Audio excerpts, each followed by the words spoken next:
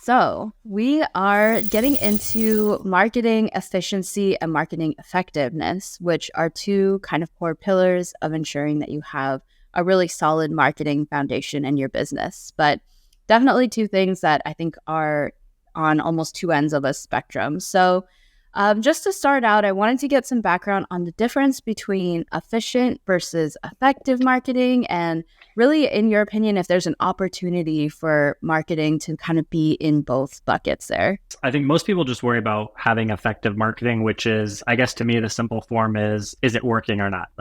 Are we getting meaningful leads? Are we getting meetings, or do our marketing efforts generate, revenue? Is that working or not? So is it actually effective? And then the second part for efficiency is, can we get those results with less money? Is there an opportunity to get either the same amount of results with less spend, or get, more results with the same amount of spend? And that, I think, is so if you don't have an effective marketing, trying to work in efficiencies, might help you save some money and might help you get better results.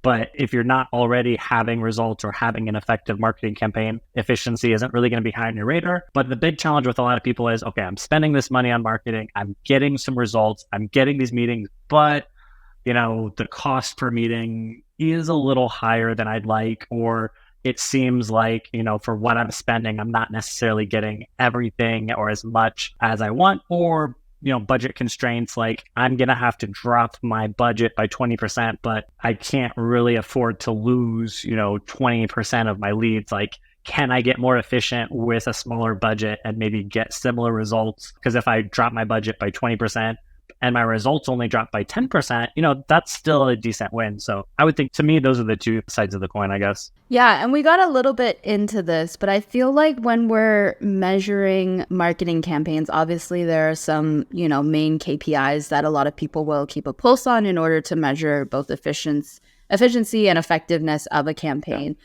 But definitely different KPIs for different measurements here. And as you said, maybe the focus should be more on effectiveness at certain points in a business's journey versus at some point you want to switch over to efficiency.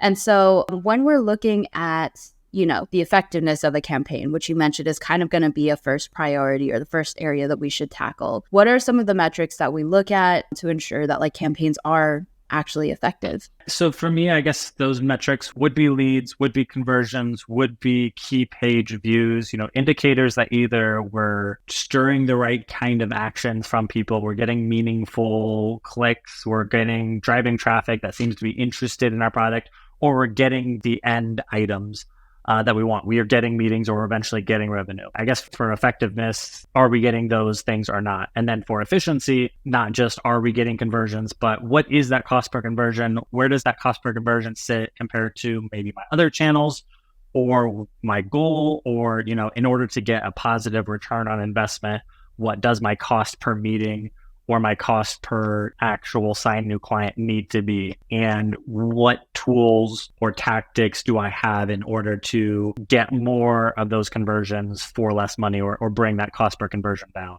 I know with obviously it's important to understand what your conversion rates are and how effectively your campaigns are converting. But why is it so important to be measuring the cost to convert a client or the cost of an acquisition? The big thing is, looking at, I guess, from a high level view, when you're spending money on marketing, you have $10,000, $20,000, $30,000 a month, you're spending across channels, and then you're getting meetings. And these meetings, are closing at a certain percentage, and then you're signing clients. The equation long-term has to make sense. If I spend, $2,000 to sign a client, the lifetime value of that client, needs to be more than just $2,000, because there's costs associated with servicing that client. It becomes kind of a complicated formula of, okay, I spend X amount to acquire the client stays with me an average of X amount of months.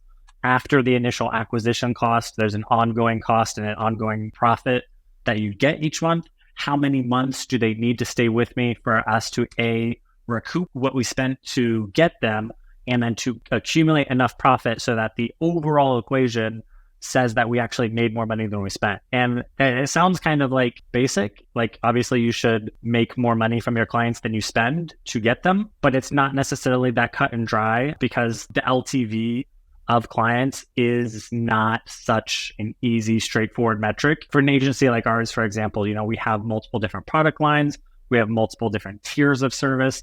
And so the average length of a client varies wildly based on the demographic of the client that actually buys from us, even if they buy the exact same product. Same client, different product, same client, multiple product, variations, or level of maturity of the client. So all of these things can affect it, and it can be really fuzzy math to determine, what your actual acquisition cost is and what the lifetime value is, and then what the average actual return on investment is from signing a client. So I've seen many funded startups where they're acquiring clients, they're growing quickly, but it's, down the road, they kind of realize they're actually losing money in their current equation. They're actually spending too much money to get clients that don't stay long enough to actually turn a profit. They keep raising more funding rounds and growing, but they're not necessarily ever gonna, they don't see a path to actually get profitable. And sometimes, these big funded startups can just kind of implode on themselves when that math doesn't add up long term. Yeah, I feel like that's something we're kind of seeing more recently in the tech industry too, or the tech startup industry in particular, I guess, because there's been, a lot of news going around about big layoffs happening and a lot of big hits being taken because these startups were really well funded during, the pandemic or during the height of tech startups and the rise of tech startups. And now we're suddenly hitting this area where things are starting to level up and people are realizing that maybe their businesses aren't as profitable as they thought they were originally. And so these types of LTV and acquisition costs, all of these play a huge role in determining the profitability of your business in general.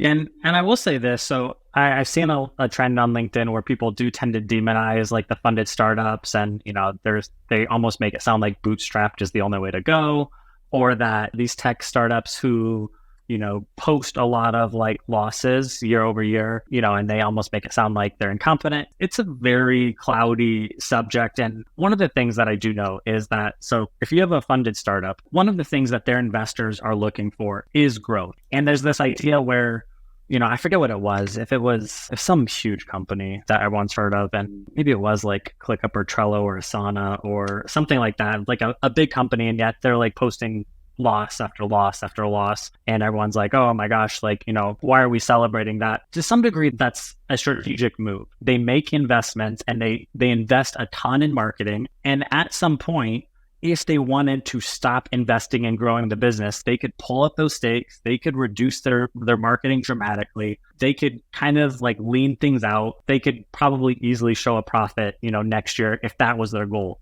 But the shareholders, the investors, the founders, they've all kind of decided and agreed that we're going to make these investments and we're going to grow and we're going to post losses in order to capture as much market share as possible in this amount of time, because we believe that becoming one of the bigger players and doing it quickly is going to be the biggest, the most strategic thing we can do. And then we'll lean out, we'll have a round of layoffs, we'll restructure, we'll reorganize our marketing, and we'll start showing profit. And they kind of keep these tabs almost like, these are the investments we're making. And so we're posting a loss, but it's because we're intentionally investing in growth. And, we're not a funded startup at Impactable, but I've seen that where we could actually say, hey, if all I cared about was showing a really healthy margin and a profitable business, I would take this direction. But if we want to grow aggressively and we're okay posting a few, losses quarter over quarter, then we'll take this route. And our investor and our kind of line is that,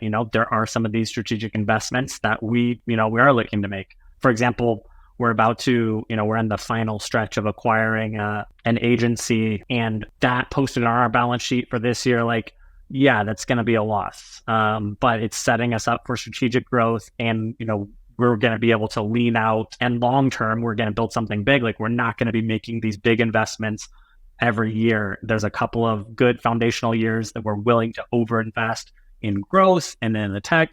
And then there's the plan to kind of lean out and really scale in a much more efficient way. Mm-hmm. Definitely. I think those pointed investments, or kind of picking and choosing where you want to place those bets, is a big part of being in business in general too. And so just to kind of wrap up here, I wanted to tie a bit of our conversation back to obviously LinkedIn ads, which is the main, mode of our business.